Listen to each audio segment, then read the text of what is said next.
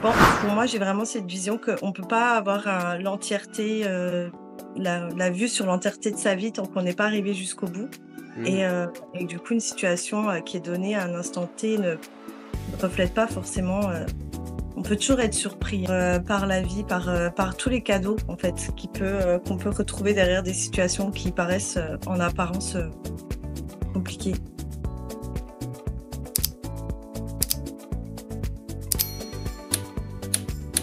Bienvenue sur Chrysalium dans cet épisode de Trajectoire où j'ai le plaisir d'être avec, Marine qui, accompagne, plus particulièrement, les femmes et je vais la laisser, parler, de ses accompagnements un peu plus en détail. Si tu veux bien Marine, m'expliquer un petit peu, quelle est la nature de tes accompagnements, quelles sont les pratiques, que tu exerces? OK. Bah, déjà merci du coup.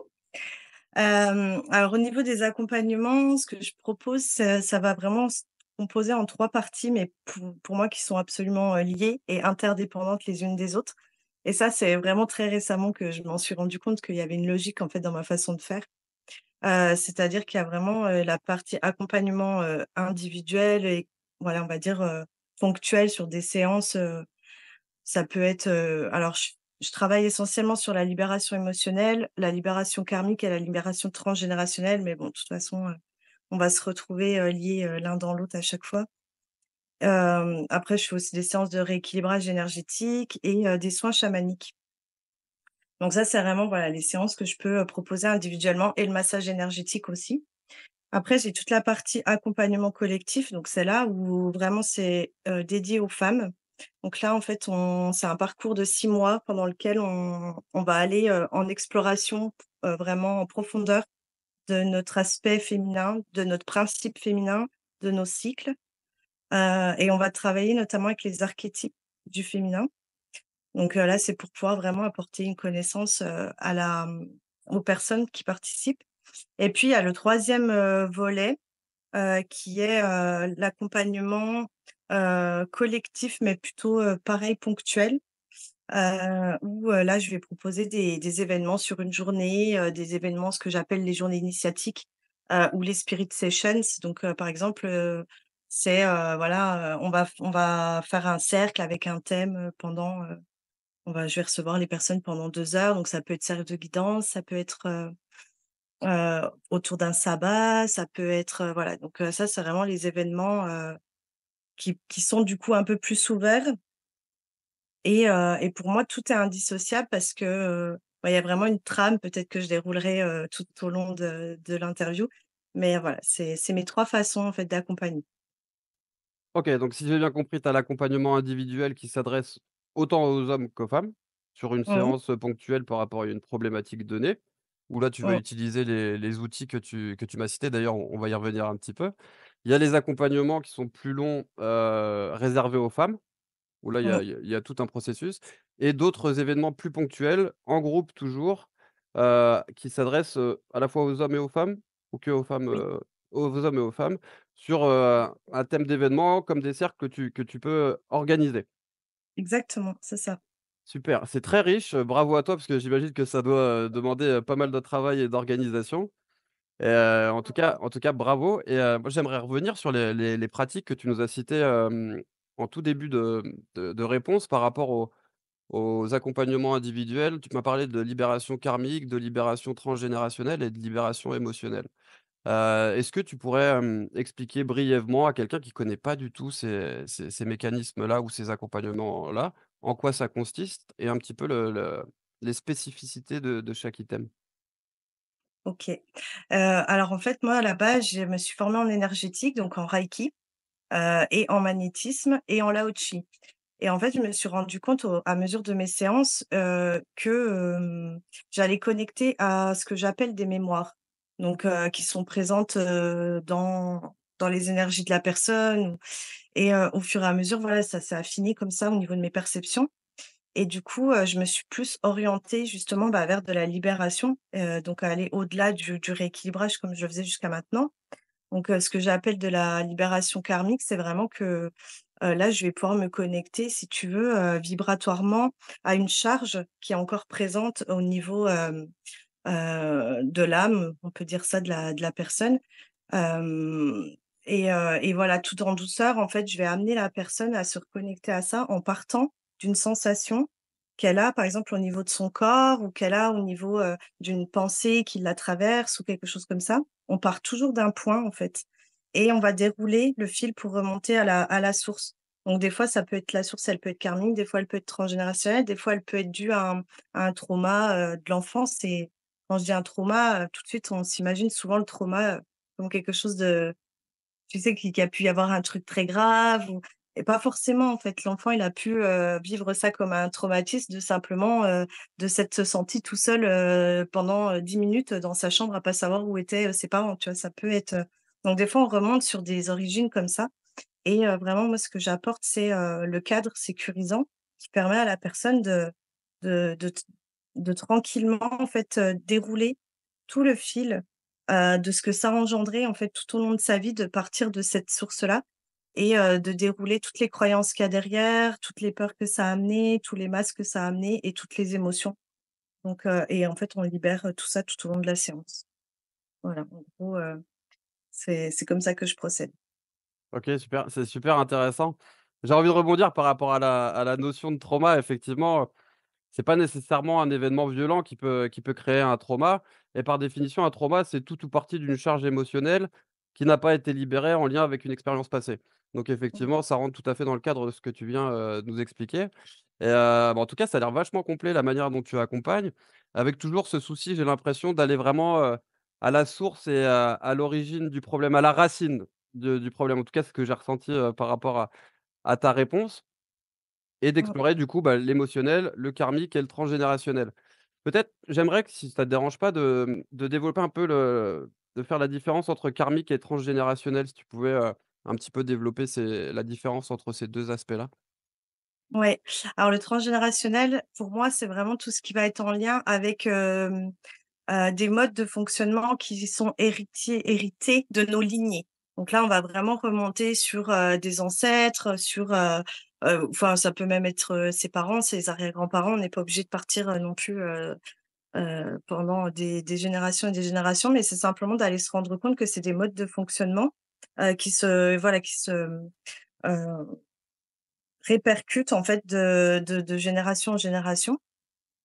Et ce que moi j'appelle karmique, alors là-dessus, voilà, on a tous un petit peu, un regard différent. Moi, par exemple, j'ai c'est ce qu'on appelle souvent les vies antérieures, mais moi j'aime pas trop ce terme-là parce que pour moi, en fait, tous les espaces-temps coexistent et cohabitent, et du coup, pour moi, c'est des expériences de l'être, parce que je vois vraiment l'être, en fait, comme des fractales, et pour moi, ce sont des expériences qui sont, concomitantes les unes aux autres, et voilà, qui peuvent avoir des répercussions, sur ce qu'on est en train de vivre parce que, ben, vibratoirement, si tu es en train de vivre un événement et puis que tu as une part de ton être, je sais pas, qui est restée entre guillemets, je mets des gros guillemets, mais coincée dans une, répétition d'expériences, et qui, voilà, qui réactive sans cesse, cette, fréquence-là. En fait, par effet de résonance, ça peut venir se greffer dans notre vie. Voilà, donc c'est vraiment d'aller remettre un petit peu, de l'apaisement sur les sensations, et pour pouvoir libérer, pour moi, c'est ce que je dis tout le temps, en fait, même quand je fais du de la libération transgénérationnelle, en fait, c'est pas tellement de savoir ce qui s'est passé, l'important de dire: «Bah, tiens, oui, ma grand-mère, elle a vécu ça». C'est comment je connecte, en fait, à cette fréquence-là, comment je la reconnais et du coup, comment je la libère de sorte à ce qu'elle vienne plus influencer ma vie à chaque fois que je reconnais cette fréquence-là, et que du coup j'agis en fonction parce que c'est comme ça que j'ai appris à le faire. Parce que Mmh. c'est vraiment de toujours ramener l'être au fait qu'à la base, il est un être, vibratoire et fréquentiel, donc bon, ça paraît un peu, ça paraît compliqué dit comme ça, mais quand c'est en séance, en fait, pour que ce soit simple, on va y mettre une histoire. C'est comme si on dépliait une histoire, en fait, Mmh. et le fait de reconnaître l'histoire, de comprendre, de personnifier, d'avoir des événements tangibles pour le mental, c'est ça qui fait qu'en fait, on peut libérer, mais vibratoirement, ce qu'il y a derrière. Merci. Voilà, je sais pas si c'est clair. Si, si, c'était très riche. Effectivement, tu évoques des notions qui sont très intéressantes et à mon sens aussi, déterminantes, qui sont, les notions de fréquence, de vibration, de résonance. et j'ai l'impression, en tout cas, tu m'arrêtes si je me trompe, que du coup le karmique, c'est vraiment d'aller, identifier, d'observer un petit peu, les fréquences qu'on peut émettre et comment elles se manifestent un petit peu à travers la vie de la personne que tu vas pouvoir accompagner. J'imagine que c'est, en accord avec ce que la personne elle veut et de quelle manière elle veut lever ses blocages. Et que Exactement, derrière la notion de karmique, toi, c'est ce que tu mets là, vraiment d'aller nettoyer un petit peu ou libérer, les conditionnements inconscients qui font que la fréquence de la personne va manifester dans sa vie, dans le présent, des événements qui vont, peut-être pas lui convenir. En général, quand on vient voir un thérapeute, c'est qu'il y a quelque chose qui convient pas. Alors que exactement. Mmh. alors que la notion transgénérationnelle, c'est plus pour voir un petit peu sur ce qui est transmis inconsciemment, de génération en génération, mais qui peut toujours avoir de l'influence, dans le présent et dans l'expérience présente de la personne. C'est totalement ça. En fait, si tu veux, si on devait le redéfinir de manière beaucoup plus simple, c'est ce qu'on pourrait appeler l'acquis et l'inné. Pour moi, le karmique, c'est l'inné et le transgénérationnel, c'est l'acquis. Si c'est un peu plus clair dit comme ça. Ça me parle et les 2 peuvent être en mouvement et venir, résonner, ensemble et créer d'autres résonances et d'autres mélanges, de fréquences. Exactement. Ce qui fait, Ouais, une richesse infinie de manifestations dans la matière. c'est ça et c'est totalement ça. En fait, c'est très, ça me fait penser à la physique quantique, tout ce que tu viens de dire entre les vibrations, la fréquence et puis, bien évidemment la notion de temps qui est déterminante. D'ailleurs, ça me donne Mmh. envie de te poser la question là, tu as commencé à répondre un petit peu tout à l'heure, qu'est-ce que ça t'évoque le temps, au cœur de ta vie, soit perso ou au cœur de tes accompagnements? Qu'est-ce que ça t'évoque le temps? Alors moi, tu vois, mon rapport au temps, bah, déjà quand j'étais petite, je me souviens qu'il était toujours, j'avais toujours un rapport très bizarre, en fait, au temps. Il y avait des moments où je savais même pas si j'étais dans la réalité ou si j'étais dans un rêve. Mmh. Heu, Déjà quand j'étais gamine, il y avait des fois où le soir, quand je voulais m'endormir, je me disais: «Mais ça se trouve, je suis morte depuis longtemps, puis je le sais même pas» ou tu vois, des petites choses comme ça. Donc pour moi, il y a vraiment, en même temps, c'est complexe de se dire que on le sait, que le temps n'existe pas et que c'est simplement une, conséquence du fait qu'on est des êtres avec une mémoire et étant donné qu'on se rappelle de ce qui s'est passé il y a 2 minutes, bah, c'est ça qui déroule le temps et en même temps, bah, on est quand même un petit peu obligé de suivre cette ligne parce que c'est quand même, sinon après c'est bon, on peut plus rien mettre en place en fait parce que ça n'a plus de sens. C'est voilà, c'est compliqué, c'est complexe c'est de réussir à vivre dans l'instant qui est là, tout en ayant conscience que notre appartenance au passé n'existe pas et que en même temps, le futur, se réalise à chaque instant donc bon, c'est après on rentre comme tu dis, on rentre vraiment dans des notions de physique quantique et là franchement c'est pas mon domaine.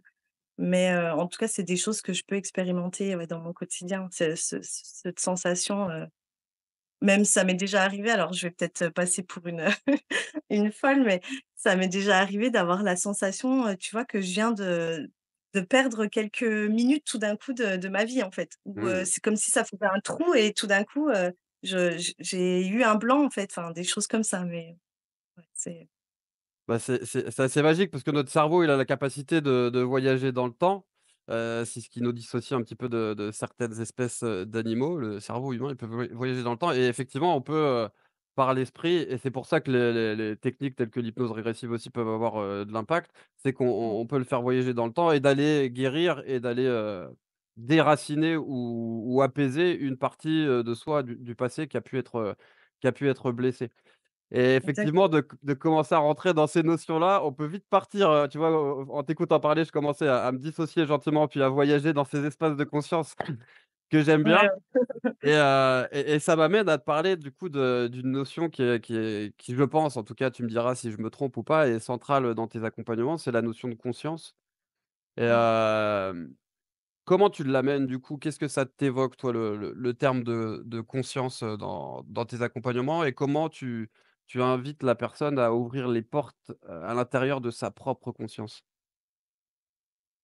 Alors pour moi, le terme de conscience déjà, je pense que c'est pareil, on utilise un seul mot, mais pour, exprimer des choses différentes derrière. Donc c'est ça qui est un peu compliqué. Pour moi, il y a plusieurs aspects. Par exemple, dans mon accompagnement vraiment particulièrement, là, ça sera associé au fait que ce que j'essaye en tout cas d'apporter aux personnes, c'est de remettre de la conscience sur leur propre vie. Donc là, je l'évoque plutôt dans le sens de, comment je pourrais expliquer ça? C'est, tu sais, tu es conscient d'être un être conscient, tu vois? C'est l'être qui est conscient d'être conscient, tu vois? Mmh. Il y a quelque chose comme ça. Donc il y a vraiment le côté, pour moi, tout est une question de conscience. C'est ce que je dis souvent. Moi, ma vie, foncièrement, elle a pas changé. Par contre, la seule différence, c'est qu'aujourd'hui, je fais les choses en conscience, ce que je faisais pas avant. Donc là, tu vois, je sais pas si je suis claire dans mon explication, mais là, c'est cette façon-là d'en parler. Et puis après, il y a la conscience avec un grand C. Donc on pourrait dire que là, je te parlais plutôt presque de l'adjectif, faire les choses en conscience et cetera, avec un petit c, et la conscience avec un grand C.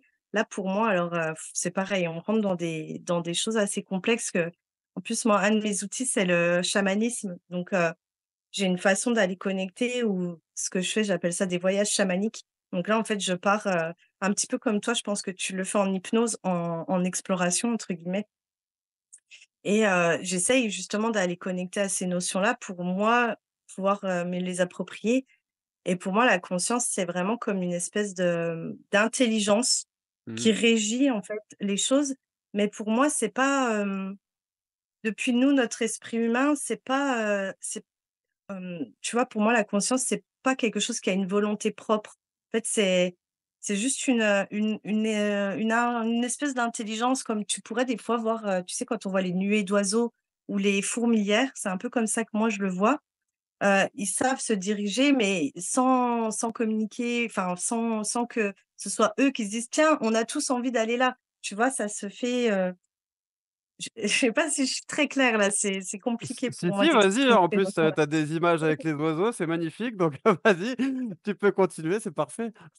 Et voilà, tu vois, c'est ça pour moi la conscience. C'est ce qui régit un espèce d'ordre, une espèce d'intelligence suprême qui, voilà, qui régit les mouvements, qui régit, les organisations et cetera. Donc, là, pour moi, c'est vraiment la conscience avec un grand C. Et après, il y a la conscience avec un C moyen.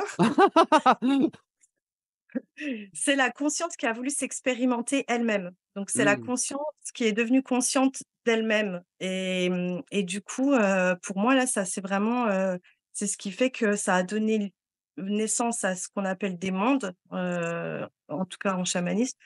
Et ce qui fait que l'unité une qui existait à la base et qui contenait tout ce que tout ce qui est présent justement au sein de cette conscience, c'est, comme décuplé, subdivisé, tu vois? Comme plein de petits bouts. C'est vraiment en fractal que je vois ça, Mmh. pour aller voilà, s'orienter, et s'expérimenter dans des fréquences différentes. Donc Mmh. pour moi, en fait, tu sais, c'est un peu comme les poupées russes. C'est voilà, ça s'emboîte les unes dans les autres. Et je trouve qu'à l'échelle de l'humanité, enfin, on le retrouve ce sens-là avec, notamment nous, comment l'homme il a évolué. Bah, voilà, on est passé un animal donc qui était régi par la conscience avec un grand C, à tout d'un coup, à là, l'humain qui a commencé à expérimenter, à rentrer dans son champ d'expérience et qui est devenu conscient. Et après, tu vois, c'est comme on dit le fameux l'homo sapiens sapiens, l'homme qui sait qu'il sait, où là, on est rentré vraiment dans: «Ah, en fait, je suis conscient que je suis en train de faire quelque chose». Tu vois? Et ça, on peut le retrouver, pour moi, dans plein de choses différentes. OK, cool. Merci pour cette réponse. On part dans des strates, très philosophiques et j'adore ça puisqu'effectivement, c'est très fractal et c'est un monde, dans un monde, dans un autre monde et dans un autre monde et en fait, c'est infini puisque Mmh, ce que tu définis comme la conscience avec un grand C, c'est un peu, l'univers entier à l'échelle infiniment grand et à l'échelle infiniment petit avec plein, d'intelligences qui se relient entre elles, qui intercommuniquent, qui interagissent entre elles et qui créent mmh, du mouvement, de l'énergie à l'échelle de la matière et aussi à l'échelle, immatérielle, dans le subtil que nous, êtres humains, avec les outils qu'on a, on peut pas forcément, mesurer. Si ce mmh, n'est en rentrant dans des états modifiés de conscience, par le chamanisme comme toi tu peux le faire ou par l'hypnose comme, c'est je peux le faire aussi, où là on a accès à des choses un petit peu plus subtiles, qui peuvent être utiles, toujours dans cette vie-là, dans l'instant présent pour, améliorer la qualité de sa vie, de son bien-être ou même sa mmh. santé.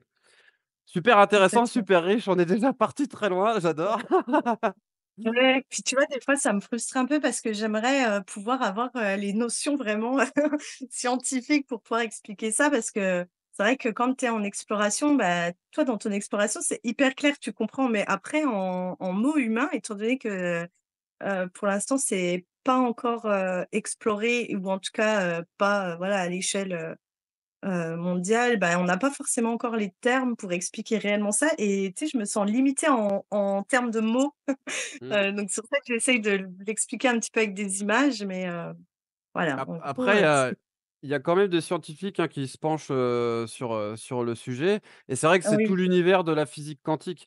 Alors après, c'est vrai que moi, je vais pas avoir des propos de scientifiques en physique, quantique et c'est vrai que ça commence à être, profond et très, très, très spécifique, mais en tout cas, rien que de comprendre qu'il y a des vibrations, des fréquences qui vont, se matérialiser parfois, de telle manière et d'autres qui ne se matérialisent pas de telle manière à être captées par l'homme. Ça permet déjà de faire une distinction entre 2 choses qui permettent mmh, d'évoluer, tranquillement. Donc pour quelqu'un qui dit ne pas avoir les mots humains, je trouve que tu t'en sors très bien et que c'est tu as ça. quand même et que tu as quand même des mots humains pour de parler de fréquences, hein. Je sais plus qui c'est, qui disait, réfléchissez en termes, de fréquences, de vibrations et de résonance et vous comprendrez le sens de la vie. Je sais plus, ça doit être Einstein ou quelque chose comme Oui, ça, enfin, je crois que c'est Einstein, il me semble, oui. ouais, c'est quelque chose comme ça, donc lui-même était précurseur d'aller explorer, cet univers-là qui crée, débat dans le monde scientifique entre, les pragmatiques et les personnes un petit peu plus, ouvertes à d'autres possibilités et je crois que c'est Nassim Haramein, qui est assez précurseur, dans ce domaine-là en ce moment et qui disait, «La spiritualité, c'est la science qu'on n'a pas encore comprise». J'aime beaucoup cette Non, citation. mais je suis totalement d'accord. Tu vois, moi, rien qu'à mes enfants, c'est ce que je leur disais. Je dis: «Mais imagine, tu reviens, plusieurs siècles en arrière et tu dis aux gens que, à l'heure d'aujourd'hui, on est capable de se parler à travers un écran». Ça leur paraîtrait être de la magie, complètement folle, tu vois? Et satanique alors qu'aujourd'hui, tout ça parce qu'on a compris on a compris comment les ondes électromagnétiques, elles fonctionnent. On a compris comment on pouvait, voilà, leur donner, alors j'y connais rien, mais heu, comment on pouvait capter le signal, comment on peut l'orienter et cetera. Donc pour moi, en fait, c'est ni plus ni moins que ce qui est encore aujourd'hui invisible à nos yeux et qu'on n'a encore pas les outils pour aller le capter, mais ça viendra, c'est sûr et certain. Mmh. Et c'est totalement ça. Tu t'aurais dit, à nos arrière-grands-parents, dans 2 enfin, dans un siècle, à peine, il y aura, effectivement des conversations, on pourra se voir à l'autre bout du monde, ils auraient halluciné, halluciné totalement. Donc nous, Ouais. en plus, ça a tendance à être, exponentiel avec, l'intelligence artificielle et avec les technologies, du moment. Mmh. On est en train de vivre une époque où ça évolue, extrêmement rapidement. Donc ça Mmh. risque de faire évoluer aussi la notion de conscience pour revenir, à cette notion-là qu'on commençait à explorer et qui est sans limite, hein. Personnellement, c'est quelque chose que j'aime beaucoup et je trouve ça très intéressant d'aller explorer la conscience de chaque personne et je trouve ça d'une richesse, sans fin, rien que d'explorer la conscience de chaque être humain, tu vois? C'est un petit peu aussi ça l'idée de ces interviews et et du coup, j'aimerais revenir sur les 3 aspects. Donc il y a une conscience, de l'être humain, donc avec un petit c pour reprendre tes mots, où l'être humain, il met suffisamment de présence pour être conscient de sa propre présence au cœur de l'instant présent. C'est ça. Là, on va tous partir en hypnose. Il y a la conscience, donc sans limite, avec un grand C et j'aimerais revenir, moi, sur la conscience, que tu appelais moyenne. Est-ce que ce serait pas une façon de se connecter entre la petite conscience individuelle et la conscience globale et on pourrait appeler ça la conscience, collective. Je sais pas, tu m'arrêtes si je me trompe ou, est-ce qu'il y a de ça où on peut se ressentir connecté, à d'autres personnes et former encore un autre type de conscience? Oui, bah, c'est ça. Bah, de toute façon, pour moi, c'est pareil. En fait, on est, tout le temps dans un champ, informationnel, en permanence, en fait. Enfin, on est rien que par les pensées qu'on émet, on est déjà en train d'émettre des informations et en fait, c'est pareil, on se rend pas compte, là, je pars un petit peu, mais je digresse un peu, mais tu sais, c'est pareil, on parle beaucoup d'hypersensibilité maintenant, voilà, tous ces nouveaux un petit peu termes, et quand on repart alors là non plus, c'est pas mon domaine, donc j'en parle de manière vraiment, pas du tout en rentrant dans les détails, mais quand on étudie la psyché humaine, on se rend compte que entre ce que nous, clairement, on a capté et dont on est conscient qu'on a capté et réellement ce que notre inconscient, lui, il a capté, il y a rien qu'entre les 2 déjà, il y a un monde. Donc pour moi, c'est ça, c'est vraiment on baigne dans ce champ informationnel tout le temps et c'est simplement que cette conscience entre les 2, si tu l'appelles de cette manière-là, c'est celle qui est capable d'aller connecter à ce champ informationnel. Ça ne veut pas forcément dire que c'est pas ça t'appartient pas forcément à toi dans ta vie, donc c'est pas la conscience avec le petit c que tu mets à, te rendre compte de comment je vis au quotidien, quelle présence je mets dans ma vie et cetera. Mais c'est simplement c'est ce oui, cet état d'être entre les 2 où je peux aller contacter, capter des informations, en fonction de ce que je veux comme réponse à l'instant T, dans ce champ informationnel, en fait, qui est émis par tout le vivant, en fait, par tous les êtres humains, par les arts, par le champ magnétique de la Terre, voilà, c'est et puis ça, c'est exponentiel à chaque fois, il y a ce champ-là à tout plein de niveaux différents, en fait. Mmh. Merci, pour quelqu'un qui connaît tu dis: «Je rentre pas dans les détails». Franchement, ça va, hein. Tu Bah non, es je suis pas tu docteur, je suis pas ouais, ouais, bah, après, on fait tous avec, les moyens du bord, avec les lectures, avec les formations qu'on a pu avoir, avec nos recherches personnelles, mais je crois qu'on est quand même nombreux à vouloir se renseigner sur ces sujets-là en s'ouvrant à quelque chose d'autre qui est pas forcément visible, mais qui existe, vraiment. Et du coup, mmh, j'aimerais qu'on fasse un petit peu le lien avec le chamanisme. Tu en as parlé, plusieurs fois depuis le début de la conversation. Comment tu expliquerais un petit peu le chamanisme à quelqu'un, qui connaît pas du tout, cette discipline? OK et ben, déjà alors, je veux préciser que parce que ça, c'est hyper important, je trouve, que je ne suis pas chamane et voilà, parce que bon, on a tendance à faire un peu des raccourcis, donc voilà, je c'est pas ça n'a rien à voir. Là, c'est vraiment la pratique du chamanisme et pas du tout, je voilà, c'est pas être chaman. Donc déjà, bien différencier ces 2 choses pour moi. Donc, moi, à mon niveau à moi, comment moi je pratique le chamanisme, comment je l'explique, c'est justement la possibilité de passer par un biais cognitif qui me permet de capter justement ce champ d'information. Donc moi, par exemple, ben, c'est grâce au tambour, les vibrations de mon tambour, en fait, vont me permettre d'aller me connecter à un état d'être intérieur.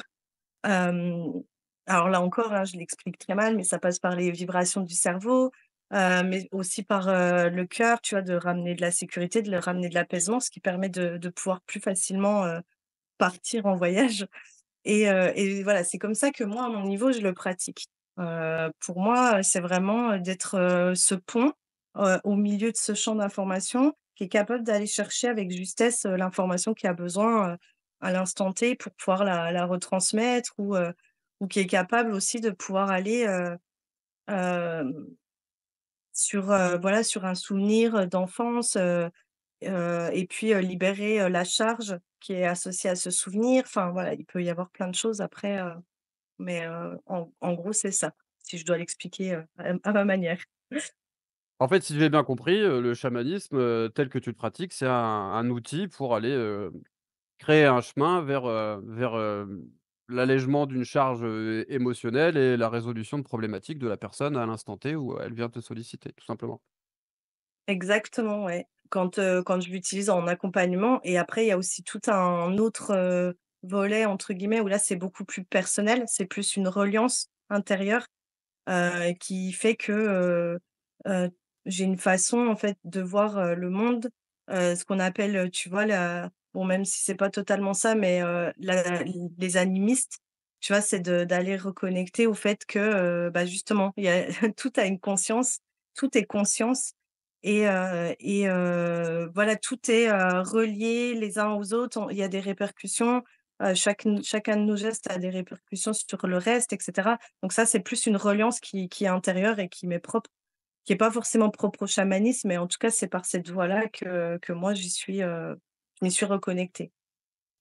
Ça me fait penser à un bouquin qui s'appelle «Le chamanisme, animisme», qui explique un petit peu, ce que tu viens de dire en disant que toute forme de vie, toute chose possède, une âme, donc une énergie et ce qui m'amène à la notion, d'énergie, puisque tout à l'heure on parlait de fréquence, de vibration, et j'ai oublié de conclure par, le fait, que les fréquences vibrent sur une certaine fréquence et libèrent une certaine forme d'énergie, et tu en Mmh, parlais, c'était un petit peu toi ta porte d'entrée dans les pratiques. Tu as commencé, par le reiki, le laoshi et le massage énergétique. mmh. Moi, j'ai une petite question par rapport à ça, c'est elle s'est passée comment toi, dans ta vie, la rencontre avec ces pratiques-là? Est-ce que c'est quelque chose, qui était déjà familier dans ton environnement ou, il y a eu un événement particulier ou une rencontre, je sais pas? Est-ce que tu veux bien, développer un petit peu ce point-là? Alors dans mon environnement, pas du tout. Mais alors, vraiment pas du tout, de chez pas du tout. Hem, C'est-à-dire que moi, je suis née dans une famille où, on m'a toujours dit: «Quand tu es mort, tu es mort, puis c'est fini, puis il se passe rien». OK. Enfin voilà, j'exagère un peu le truc, mais c'est ça. Enfin, c'est pas du tout des notions, que dans lesquelles j'ai baigné et en fait, moi, ce qui m'est arrivé et puis en plus, j'ai même pas entre guillemets «la partie», tu sais, un peu religieuse. Il y a des gens qui sont rentrés un peu aussi par là parce que, voilà, dans la religion, on parle de, même si on ne va pas forcément le dire avec ces mots-là, ça dépend des traditions, mais même si on parle quand même d'une vie après la mort, on parle quand même un petit peu de ces notions-là, que moi, mais vraiment, pas du tout, quoi. J'ai comme je dis, c'est comme si j'étais, sous cloche, j'avais été sous cloche, toute ma vie par rapport à toutes ces notions-là et en fait, ce qui s'est passé, c'est que, à mes 32 ans, j'ai subi un gros deuil, en fait, qui est le père de mes enfants, et en fait, ce qui s'est passé, alors c'est un peu bizarre et je résume très, très brièvement, mais c'est-à-dire qu'au moment où je l'ai découvert, mort, donc c'était la première fois de ma vie déjà que j'étais face à la mort parce que, ben, je me je voilà, j'avais vraiment, toujours cette gratitude de me dire: «Moi j'ai de la chance, j'ai 32 ans, j'ai perdu personne d'important, j'ai encore mes grands-mères, j'ai encore mes grands-pères, j'ai connu j'avais même encore mes arrière-grands-parents, jusqu'à un certain âge». Enfin, tu vois? Vraiment ce truc de me dire: «Waouh, j'ai de la chance, j'ai jamais perdu quelqu'un de proche» et quelque part, j'étais même jamais allée, encore, dans un funérarium, enfin, j'avais jamais, tu sais, un petit peu presque naïf quoi, la fille, qui a jamais été confrontée à la mort, quoi et du coup, bah, le jour où j'ai été confrontée, hem, en fait, il s'est passé quelque chose d'assez, bon, tout le choc, enfin et cetera et en fait, ce qui était très étrange, c'est que en même temps que j'étais confrontée à ce choc, il y avait comme une part de moi, en fait, qui s'est dissociée et qui regardait un peu les choses d'en haut Mmh. et je le ressentais ça et je ressentais cette part de moi qui regardait les choses d'en haut et c'est comme si elle était sereine, elle était tranquille là-dedans et comme si tout d'un coup je comprenais qu'il y avait un sens. Je comprenais qu'il y avait, un chemin de vie. Je comprenais qu'il y avait des synchronicités parce que tout d'un coup mais ça allait très, très vite dans ma tête à ce moment-là, tu vois? Mais tout d'un coup, je recaptais en fait plein de choses, je refaisais des liens entre plein de choses et je me ressouvenais de détails, tu vois, de petites choses où je me dis: «Ouais, mais en fait, beh, enfin, je le savais que ça allait arriver», enfin, tu vois, des choses comme ça et c'était très étrange. C'est vraiment, il y a une partie de moi qui était comme un petit peu au-dessus comme ça et qui est venue vraiment ouvrir un espace intérieur où, comme je dis, c'est vraiment cette sensation, tu sais, c'est quand tu te retrouves brisé, que la lumière, du coup, elle peut passer. Alors qu'avant, elle pouvait pas parce que, bah, il y avait, un truc, quoi, qui faisait, voilà, qui masquait, qui faisait, «muraille» entre guillemets et là, au moment où il y a tout ça qui s'écroule, ben, il reste, que, là, il reste que la lumière, en fait et il reste que, «l'amour» entre guillemets qui peut te pénétrer à ce moment-là parce que finalement, il y a que ça qui est intemporel et ça, ça m'a reconnecté fort, en fait, à tout ça, mais presque dans l'instantané, j'ai envie de dire. Mmh. Mais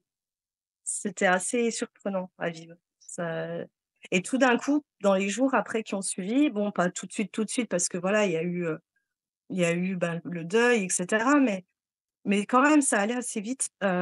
C'est comme si, tout d'un coup, comment je pourrais dire ça? Tout d'un coup, pour moi, c'était évident qu'il y avait quelqu'un qui m'avait toujours entendue.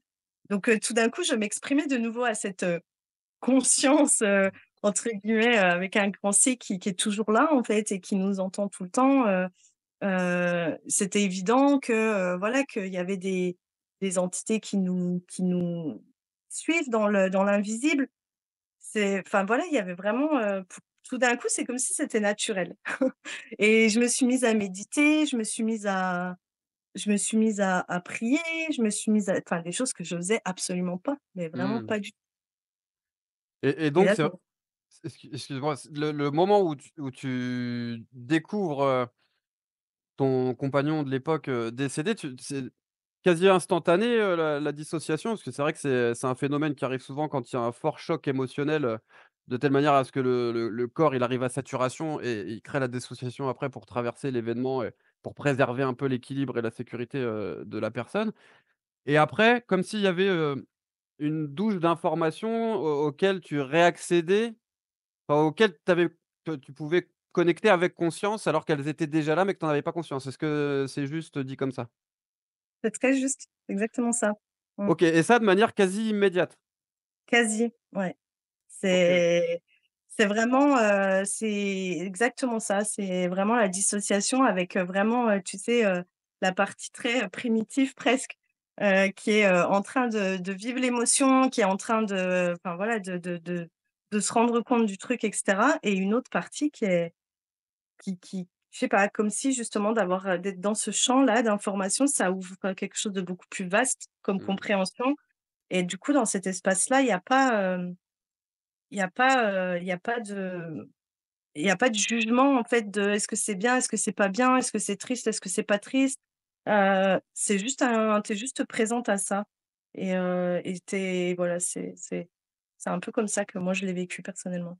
En tout cas, c'est incroyable parce que dans ce que tu dis, on a l'impression vraiment que ça va extrêmement vite et que c'est quasiment instantané.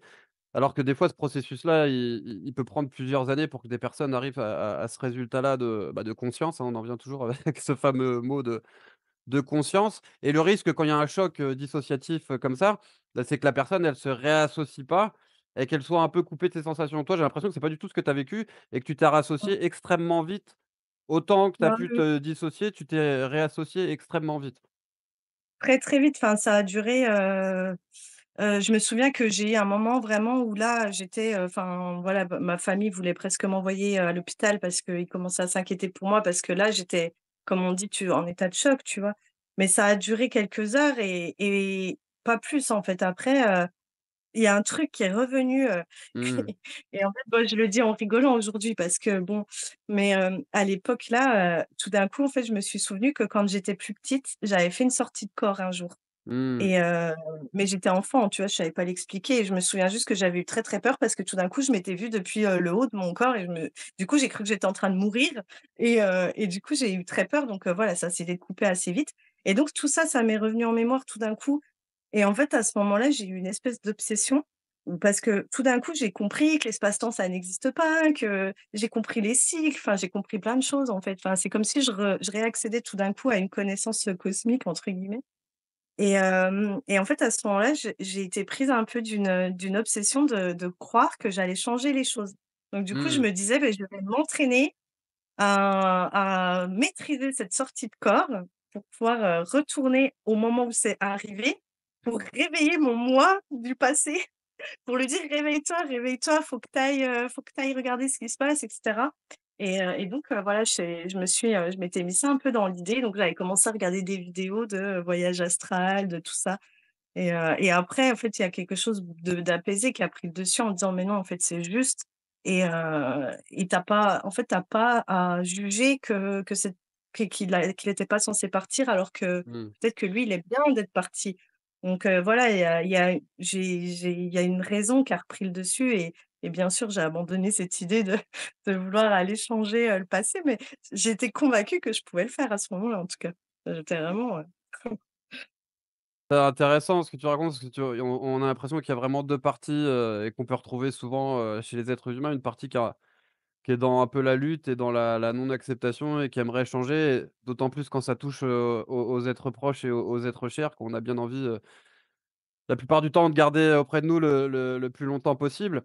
Et cette partie-là qui était, juste dans l'acceptation de ce qui est mmh, et de même d'y mettre, du sens en fait, pour pouvoir, continuer à avancer et à cheminer, en regardant vers l'avant plutôt qu'en regardant vers ce qui est possible plutôt que vers ce qui n'est plus possible, en fait, j'ai l'impression et comment tu fais pour switcher, entre ces 2 états? Est-ce que il y a un moment déterminant que tu te rappelles ou une phrase ou une image? Est-ce qu'il y a quelque chose où tu sens que ces 2 états-là, parce qu'on les sent quand même bien présents dans ta narration de l'histoire et dans ta mémoire, mais on sent quand même que c'est apaisé et uni et comment tu fais pour switcher ces deux parts de soi qui, semblent aller dans des directions opposées sur l'instant, en fait, avec une partie qui s'accroche au passé et l'autre qui est plus, orientée vers l'acceptation du présent et vers le futur?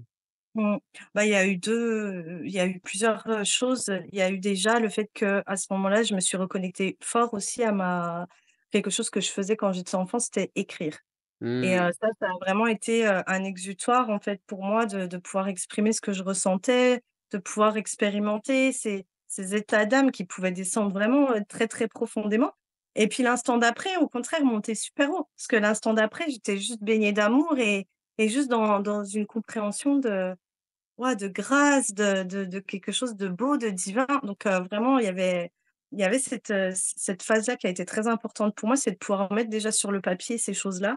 Mmh. Heu et puis, en la deuxième étape, il y a eu vraiment, après il y a eu le confinement, pas longtemps après, et ça, le confinement, en fait, ça m'a vraiment permis, parce que ce qui s'est passé, c'est que, ben, voilà, moi, j'ai des enfants, donc je me suis retrouvée toute seule avec mes enfants. Donc, tu vois, j'étais prise dans ce quotidien, le matin, un peu mécanique, automatique, voilà, faut aller à l'école, faut faire ceci, faut faire cela. Donc, j'étais pas forcément présente à mon deuil dans ces moments-là et puis dès qu'ils étaient partis, qu'ils étaient à l'école, bah, là, c'est bon, je me lâchais, tout ce que j'avais besoin au niveau émotionnel et en fait, quand il y a eu le confinement, bah, tout d'un coup, tu te retrouves avec les enfants tout le temps à la maison et bah, je pouvais pas me permettre d'être effondrée, tout le temps quand ils étaient là, enfin voilà. Donc là, à ce moment-là, il y a le vivant, en fait, a repris, beaucoup plus le dessus. Puis en plus, le confinement, enfin, c'était particulier, tout le monde l'a vécu, pas se reconnecter à la nature, se reconnecter à son jardin, enfin, se reconnecter à des valeurs, de base, enfin tout ça donc là, il y a un chemin un petit peu, un il y a vraiment le quelque chose de vivant, en fait, qui a commencé à reprendre le dessus et puis en 3 temps et ben c'est justement quand j'ai été mise en relation la première fois avec, bah, des professionnels, de thérapie, alternative holistique. Donc la première personne que j'ai vue, c'était un médium. Non, je dis des bêtises. La toute première personne, c'était une kinésiologue OK. et ça pour moi, ça j'ai vécu une grosse, grosse libération à ce moment-là, notamment au niveau de la culpabilité que je portais, et ça, donc voilà, ça a été, la en troisième temps, c'est de venir, bah, commencer un petit peu «le travail sur moi» entre guillemets Mmh. et justement pour venir un peu réunifier ça et lâcher la culpabilité, lâcher tout ce qu'il y avait derrière pour pouvoir rentrer dans l'acceptation. Mmh. Merci de partager, ce cheminement, intime. Franchement, c'est d'une richesse, en tout cas à mon sens, absolue tu parlais de l'écriture et ensuite, je rappelle que ma question initiale, c'était comment tu as rencontré, les pratiques alternatives et comment toi tu t'y es formé et en fait, tout ce processus-là, à partir du choc en quelque sorte, a vraiment entraîné tout un cheminement que tu as très bien décrit et là où l'écriture, a pu t'aider à être, une première étape, j'ai envie de dire, pour continuer à avancer et j'écris moi-même et ça faisait partie de mon processus, aussi donc je te comprends et j'aimerais enfin, si ça te dit, si tu es d'accord pour développer un petit peu ça, qu'est-ce que avec le regard que tu as maintenant, qu'est-ce que ça a décoincé exactement l'écriture, dans ton processus? Quelle étape ça t'a permis de franchir en quelque sorte? Hem, alors, je pense qu'il y a plusieurs choses. Il y a déjà le côté où pour moi, c'était par là que je reconnectais à mon âme, petit à Mmh. petit, de pouvoir être dans une expression, sans phare, sans tu vois, sans comment on pourrait dire? Sans filtre, tu vois? D'être simplement dans quelque chose là qui coule, qui est là, là dans l'instant et qui a juste besoin de s'exprimer.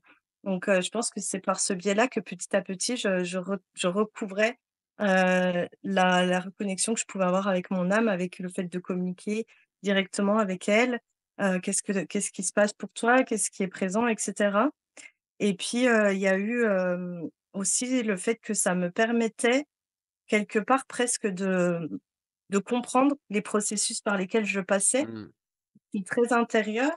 Comme je te disais, c'était vraiment, expérimenter des états d'être, enfin voilà, qui pouvaient, passer, d'une joie, incroyable à une tristesse hyper profonde et des états qu'on n'expérimente pas d'habitude en fait dans sa vie et du coup ça me permettait d'en avoir une compréhension, tu sais, presque mentale, mais dans l'instant qui était nécessaire pour moi parce que, bah, ça me permettait de faire le tri aussi dans tout ça et de comprendre où j'en étais, de comprendre pourquoi je ressentais ça, pourquoi je vivais ça et cetera. Ça mettait du sens en fait. Mmh.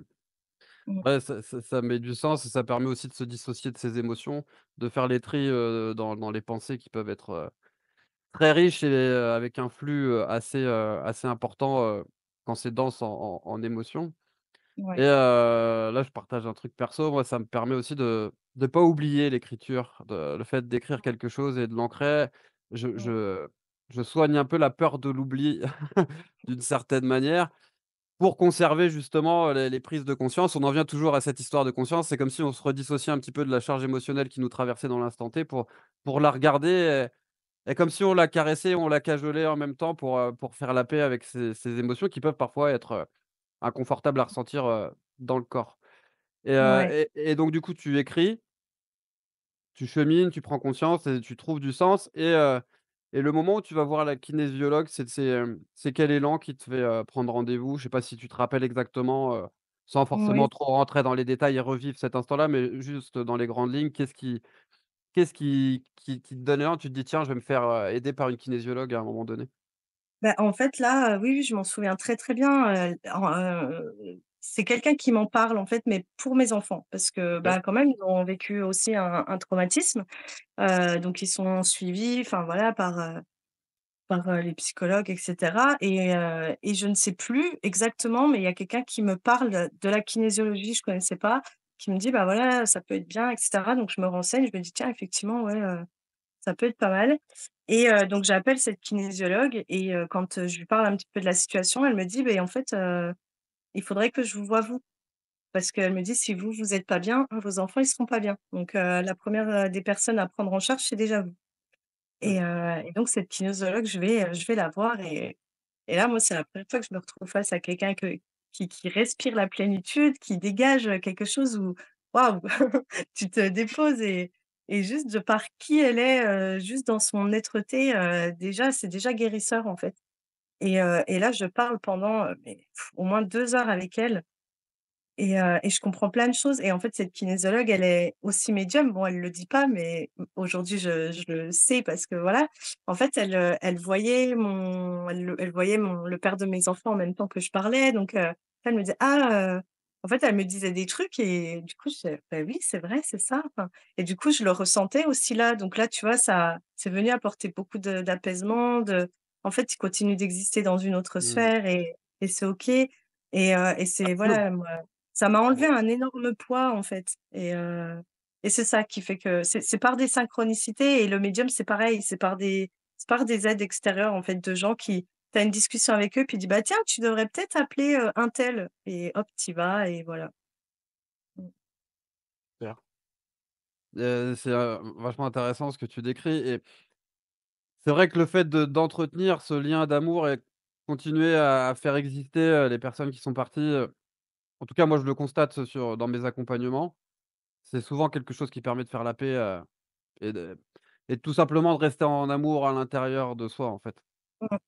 et se délester, des émotions qui peuvent être, pesantes et encombrantes, sur le chemin et c'est vrai que, bah, l'écriture, c'est aussi un chemin pour honorer et maintenir ce lien sans être dans l'intention de vouloir changer le passé ou de changer les choses, mais juste d'être dans une intention légère d'amour et Mmh. de présence et de paix et je trouve ça, en tout cas merci de partager ça parce que je trouve en tout cas moi ça me touche. Ça me touche, beaucoup la manière dont tu l'as raconté, dont tu nous partages ton Ouais. expérience et du coup pour nous amener, à toi ton envie de te former et d'aider à ton tour, les gens et de les accompagner. Si tu veux bien, donc là, il y a eu le moment où tu rencontres la kinésio pour toi, où tu ressens et ça t'apaise, ça t'apporte quelque chose de profond, un apaisement profond. Et Ouais. comment ça se passe, il se passe combien de temps et comment ça se passe pour toi, le jusqu'au moment où tu décides, d'accompagner et toi aussi, d'aider les gens sur cette voie-là, sur ce chemin-là?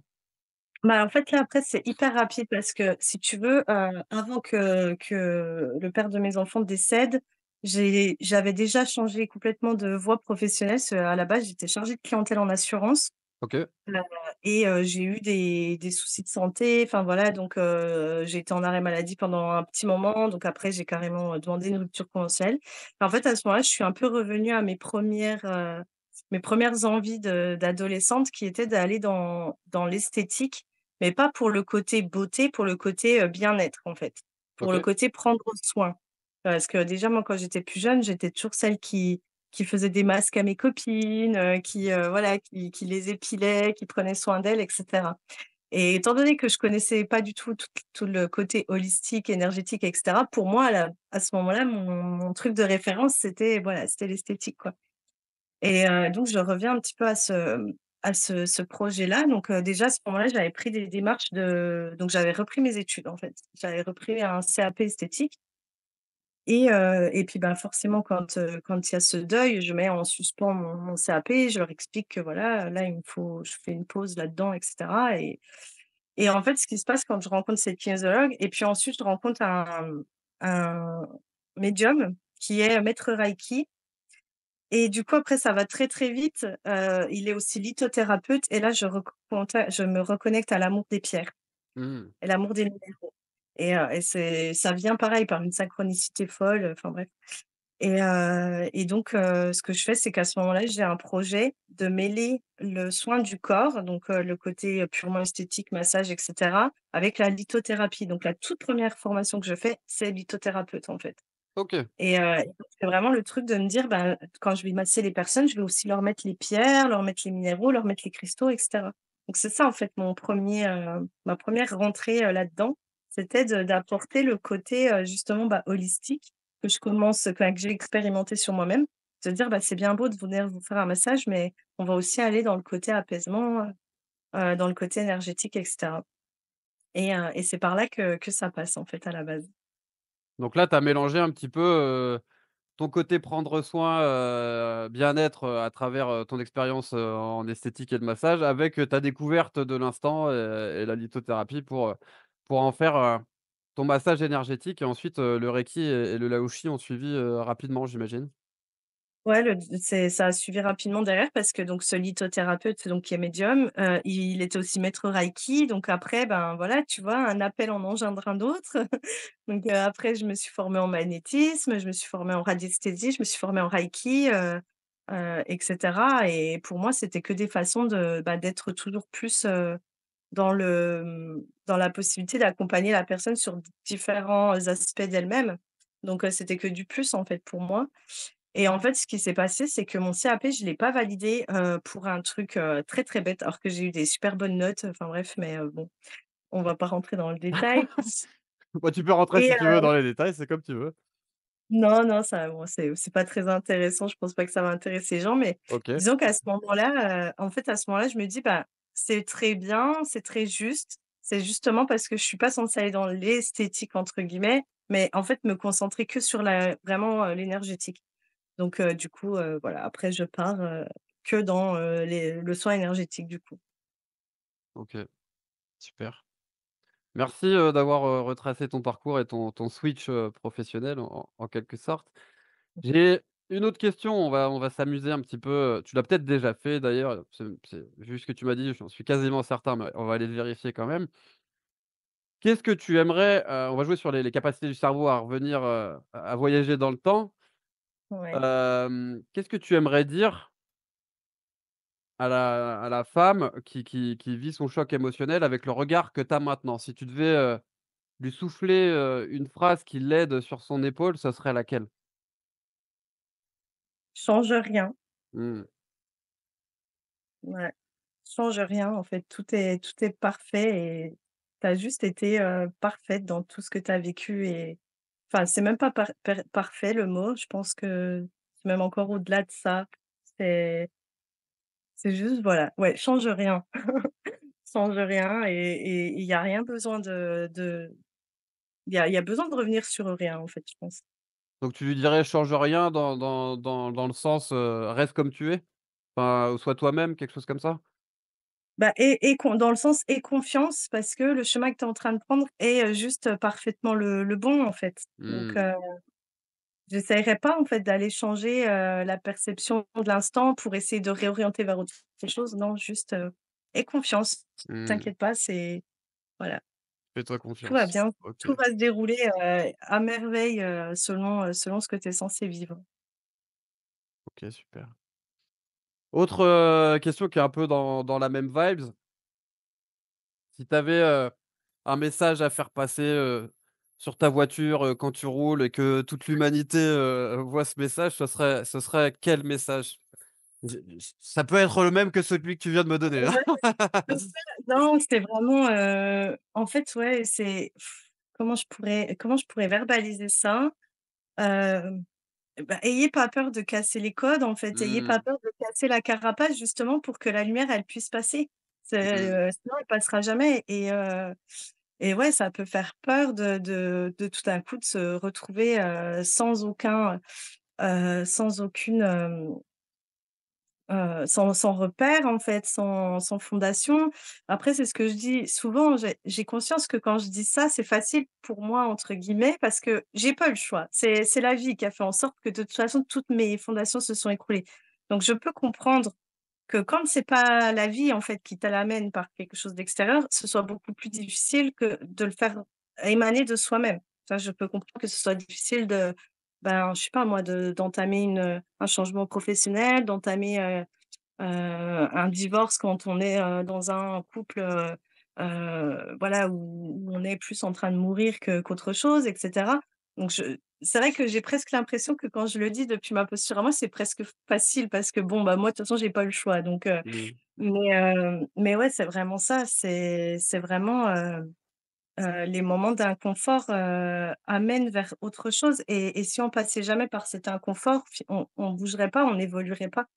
Voilà, mmh. c'est l'inconfort nous force à évoluer, nous force à aller chercher des ressources dont on n'imaginait même pas qu'on les avait et ça, c'est beau et à l'heure d'aujourd'hui, moi, j'ai vraiment ce truc de me dire: «Mais quoi de plus beau que de découvrir l'œuvre qu'on est, en fait?» Mmh. Quoi de plus merveilleux que ça? C'est on est tellement on a tellement de facettes, on a tellement de ressources, on a tellement de choses comme ça et si on va pas dans des projets, dans des décisions, dans des choses qui nous confrontent en fait, qui nous forcent à aller chercher des nouvelles ressources, de nouveaux talents, des nouveaux potentiels, ben, on va pas à la découverte de tout ça et c'est clairement tellement dommage. Et ben, tout ça en une phrase? Magnifique! Je Ah m'attarderai pas ouais, sur ah ouais, magnifique, tu étais en mission là, c'est bien. Parfait. Ah beh, et si l'inconfort nous rendait plus forts en quelque sorte? ouais, ouais, ouais, on peut dire ça, Pour faire et puis en un fait, peu de rime. Ah? et ouais, plus fort et mais pas que, tu vois? Parce que ça va aussi aller chercher notre vulnérabilité et je pense qu'à l'heure d'aujourd'hui, on parle pas assez, de ce besoin d'être vulnérable et de ce besoin d'accepter cette vulnérabilité. Pour moi, l'un va pas sans l'autre. Beh, ouais, et je suis entièrement d'accord avec toi et ça me fait penser à une loi, de l'énergétique qui est la loi de la polarité et qui dit que toute notion a besoin de son opposé pour pouvoir exister et Exactement. paradoxalement, puisque la vie, c'est un paradoxe, à elle entière. Plus on s'autorise à toucher à notre, vulnérabilité et ben, plus on s'autorise à être fort aussi et c'est une paire qui fonctionne ensemble. Je suis totalement d'accord avec, ce que tu viens de dire. Complètement. Ouais, complètement. Puis on peut faire le même parallèle avec, toutes ces notions-là qu'on entend beaucoup dans la spiritualité, travailler sur soi et cetera. Mais pour moi, c'est pareil, quand on veut monter, ben, faut descendre aussi.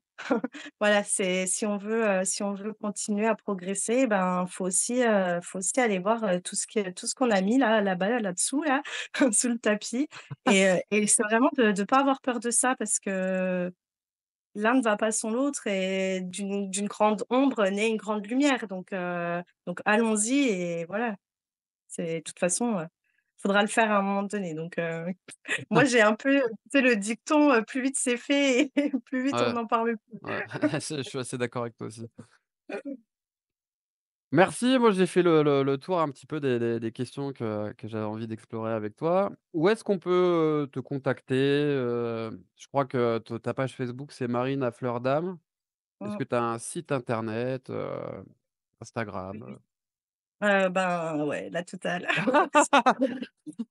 Non, non. Ouais, j'ai un il y a Instagram, donc pareil, c'est Marina Fleur d'Âme, il y a une chaîne YouTube, Marina Fleur d'Âme, et puis, le site internet, c'est afleurdame.info. Voilà. Mmh, OK. Et ben, j'invite toutes les personnes qui en ressentent, l'élan et qui ont envie de connecter avec toi, plus amplement, à se rendre, sur, l'un de tes canaux de communication pour, faire connaissance avec toi et pourquoi pas, partir dans un processus intérieur, dans lequel je suis, certain que tu seras, une très bonne guide pour eux ou pour elles.